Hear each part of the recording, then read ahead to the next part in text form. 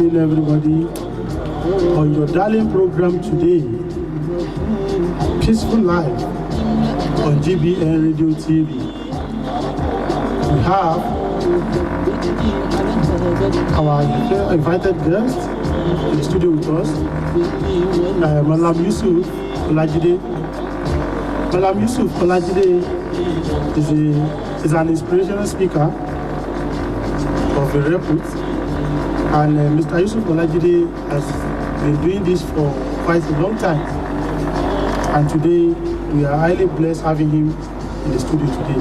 Mr. Yusuf, you are welcome. Thank you so much. Peace be unto you. And unto you too, my brother. You are welcome.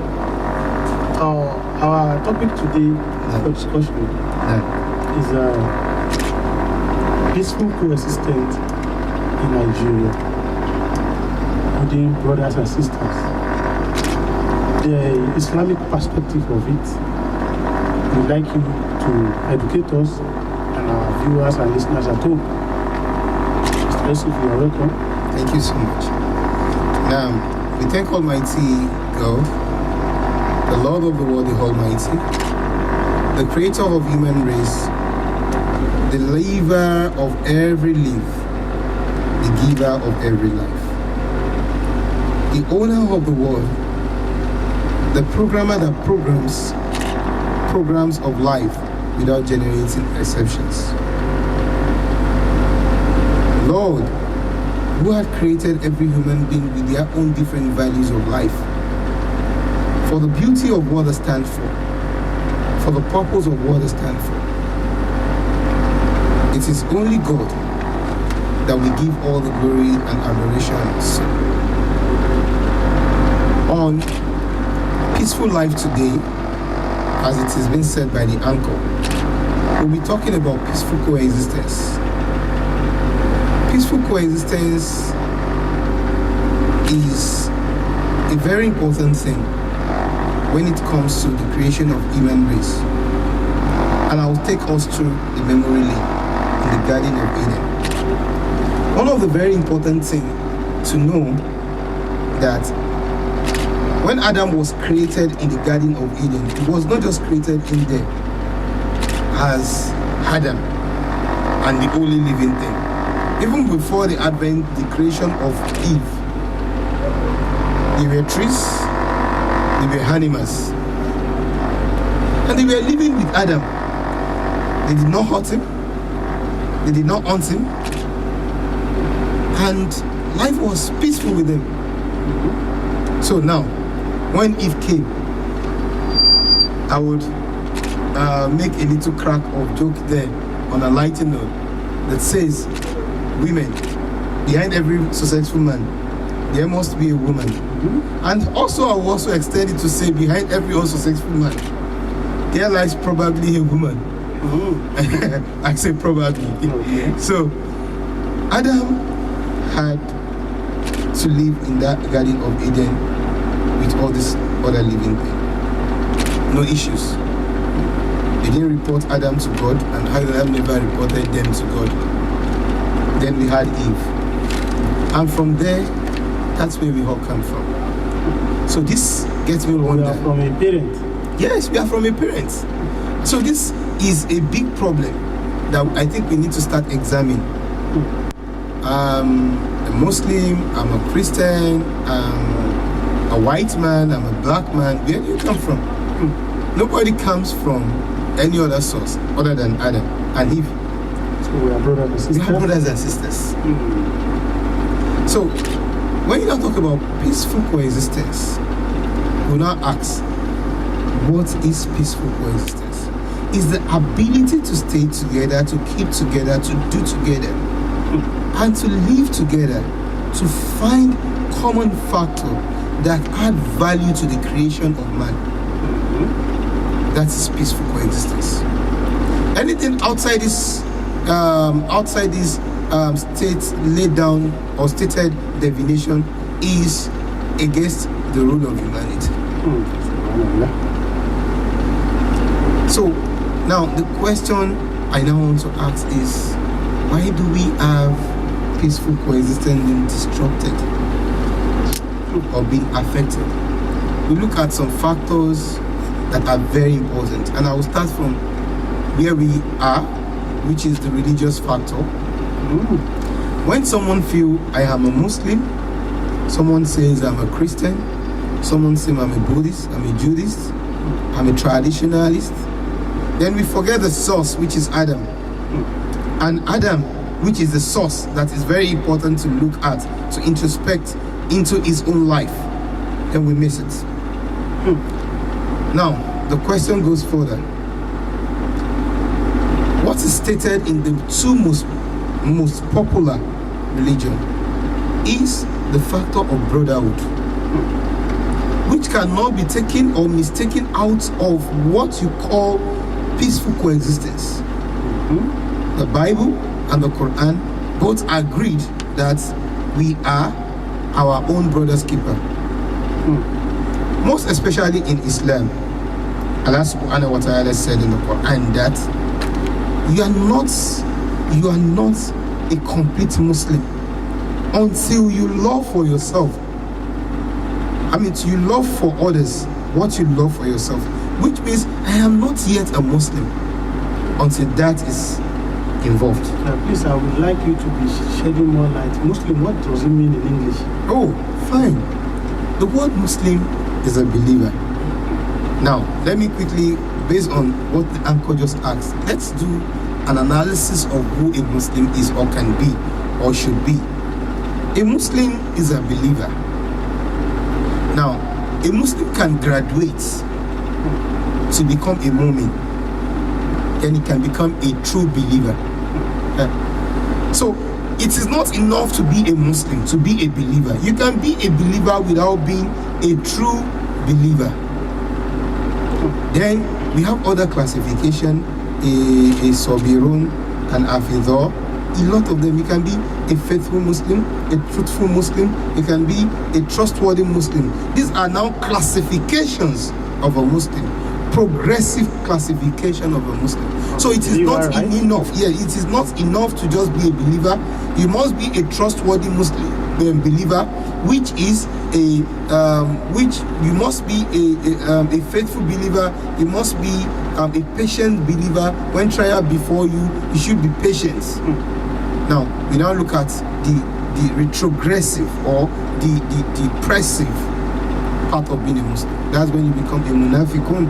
May Allah spare us from becoming one. May Allah never make us a munafiq. I would explain. Okay. Then we also have what we call a mushrikun. Who are these two people? They are worse than being an unbeliever that we call kufar. A munafiqun is an hypocrite. A mushrikun is someone who worships other gods, even when he believes in Almighty Allah subhanahu wa ta'ala. Now, we now ask a question further, going back to the topic. A believer must be someone who is peaceful, because Islam is peace. So he must preach peaceful coexistence amongst himself and other people. He must live it. He must ensure that his life is on that note of peaceful coexistence. And what are the things that I want to shed further light on? Allah subhanahu wa ta'ala said, no matter what you do, no matter who you are, He said, you are not a true believer until you love for others what you love for yourself. The Prophet also corroborates in one of his hadiths. He said, Niyatul mu'min khairu min amali, which means actions shall be judged according to intention, which is a further analysis into peaceful coexistence. We now look at, okay, yes, I'm a good Muslim, I live in a community, I do a lot of things, a lot of good values, add values to people on my street and all that, but on what niyyah do you do it? On what intention are you doing it? Is it to gain some political power? Is it to enslave them? On what intention? What is the value? What is the reason behind the action you have put in motion? So when we now talk about peaceful coexistence, we now look at three major elements. The first one is the people. The people that should live peacefully. I'll use where we are today as a major analysis or analogy. Abuja. Abuja is the central area and the capital of the Federal Republic of Nigeria. And when we say God bless Nigeria, then we cannot live outside any other place than to say we want to talk about the capital, which is the unifying point. You will have different cases, people talk about different things. Probably some says a tribe wants to subdue a tribe is taking over activity at the expense of another tribe. What is happening? Religions are contesting powers and all that. Then you now ask, what is the true value of nationalism? Because we cannot talk about true nationalism if you don't talk. If you are talking about, you can't talk about peaceful coexistence if you are not talking about peaceful true nationalism as a nation. Because we are on God Bless Nigerian Radio. And if you must say God bless Nigeria, then we must ensure that God bless Nigeria because we are a true nation. Because we decided to live peacefully. There is a question I like to go, which would drive me into the Islamic perspective on peaceful coexistence, to what the political impact will be like. There had never been a time where you have religious crisis that is not induced or fueled by political references. Election is coming. Christians, Muslims, everybody is looking at beyond the scope of ethnic. They are looking at the scope of, there must be a Christian president, there must be a Muslim president, there must be a Christian governor, there must be a Muslim governor. And I want to challenge the scope here, in the north, in the east, in the south, in the west. We should not look for people by religion or race, but we should look for people who are interested in the true value system of what peaceful coexistence is and what the Islam says further on peaceful coexistence. Allah subhanahu wa ta'ala said in the Quran, He said, you the Muslims, He is talking to you the Muslims, He said, Lakum dinukum waliya din. You the Muslims, look, you are not to live in this world alone. And because you are not to live in this world alone, you should allow the Christians, the Buddhists, the pagans to also have their own share of that community. Now, a question I always ask is, when we have lakum dinukum waliya din, I think it's high time we need to educate ourselves further that Islam respects other beliefs. Because a believer who is a Muslim is an unbeliever of Christianity, is an unbeliever of Buddhism, is an unbeliever of atheism. So you are a believer in what? In Islam, in Almighty Allah. A Christian is a believer of whatever he believes, whatever value he believes. So you become an unbeliever to what he believes in his own scope. So now we go back to Islam and humanity in peaceful coexistence. So a believer as a Muslim must also respect a believer as a Christian for peaceful coexistence. Because Allah subhanahu wa ta'ala said in the Quran, Lakum dinukum waliya dini. Leave to them their religion, what they worship. Allow them to practice it. Allow them to worship it. They are not worship. You cannot compel, because there is no compulsion in religion. There had never been a time that we have compulsion in religion. No. Thank you. Mr. Mallam Yusuf Olajide. I will want us to look at another critical aspect. Now. And here that Nigeria is facing. The Islamic perspective to corruption. Corruption is the most pronounced word in Nigeria. Yeah. And since the beginning of this nationhood, at one time or the other, it's either Muslim or Christian that they are at the end of affairs. But today, we are still hearing the word corruption. What is the Islamic perspective of this? Yeah, Islamic perspective on corruption is not far-fetched. Allah still said that love for yourself, love for others, what you love for yourself. So if you love for others what you love for yourself, then there won't be corruption. If you want to eat good meal in your house, that means you must have been ready as a political leader to give to others what you are willing to eat in your house. Now, when you talk about corruption, there is religious corruption, which is where I would like to start before I come to political corruption. Religious corruption? Yes.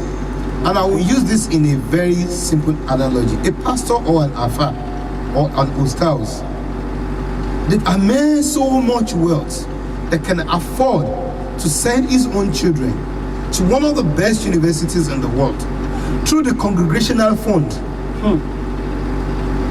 had no initiative to empower young people serving in the church as ushers, young people serving in the mosque as cleaners, to even finance their school fees from admission to graduation.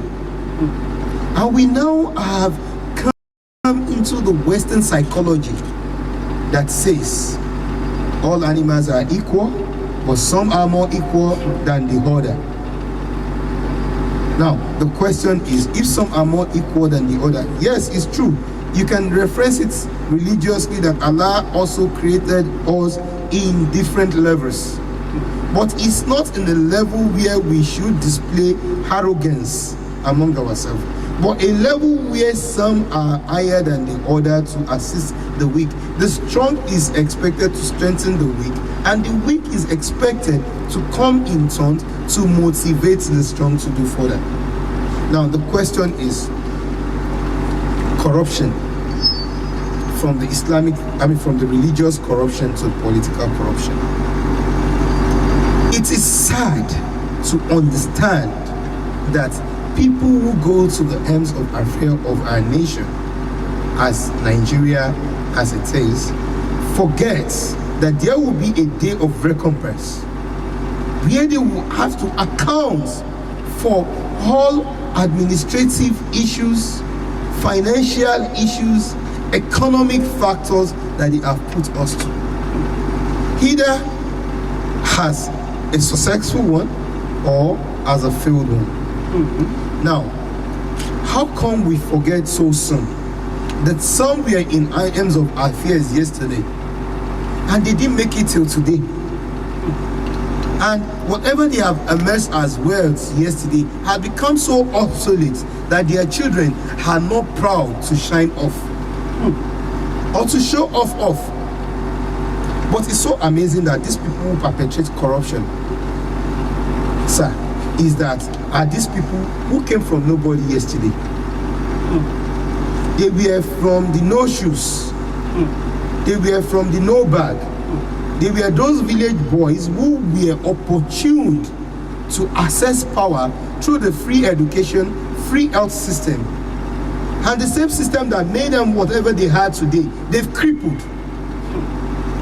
So corruption in the perspective of religious value, and as Islam has said to it is, Allah has said to those leaders who have practiced wrongly here, that He is waiting for them on the day of Qiyamah, a day that they would not be able to come back to correct. Yawma tubra sarahiru, that child, that wife that you are amassing those wealth from would not be able to hear your voice. In Surah At-Taghabun, Quran 64 verse 14, Allah said in the Quran that your children and your wife are enemy on you, except if you are among the forgiven. Why? Not because Allah wants to contradict Himself for saying that wal al-mal wal banun, what is said in Surah Al-Rahman, zinnatul ayat dunya, that your wealth and your children are treasures. No, Allah is just making you realize that in Surah Al-Tagabun, that your wife and your children are the reason why you are amassing all this wealth. They are the reason why you are being corrupt, right? Because you want to give them the best of values while you are alive. But on the day of Qiyamah, they will tell you that they didn't send you this.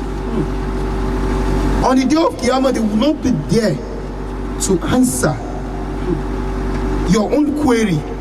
The Range Rover you bought for your 21-year-old child with ill fund, if it is in an halal way, it is good that you did that. But if it is with the community fund, with the nation fund, you will have to meet Allah. Mallam, No. to cap it all, Mashallah. how can we get out of this? What can the Council of Islamic preachers, our Christian brothers, even all the religious leaders, what can they do to get us out of this problem? Wallahi, everywhere is polluted. These leaders you're talking about are polluted. They are busy amassing wealth, both religious, both political. Even it is difficult to be able to distinctively say this is a religious leader and a political leader, a politician, because they work almost the same way. But there is one thing that can be the primary solution, which will lead to a future topic maybe, and that is morals. If we can restore moral in the church, in the mosque, in the community, then we can get it back right. This is the only thing religious leaders and everybody should go and focus on. Morals in the mosque, morals in the church, morals in the community, morals in the workspace, morals amongst workers, ethical values. Even at home. Even at home. This moral decadency are so much deepened in our hearts that we give no damn again. Everything is. And that is the reason why everybody is corrupt. That is the reason why there can be peaceful coexistence. That is the reason why humanity is being affected. Humanity is being punctured. There is no human feeling any longer. May Allah subhanahu wa ta'ala forgive us. Amen, amen. Our dear viewers at home, we want to appreciate Mallam Yusuf Olajide. Our time didn't permit us to allow you to be, I know you are well packaged for us today, and you have many to even boast to us. So thank you for this short and very precise lecture. And God bless Nigeria, and God bless this GBN TV. From all of us in the studio, say thank you, our viewers and our listeners. We will see you again next week. Thank you from Peaceful Life.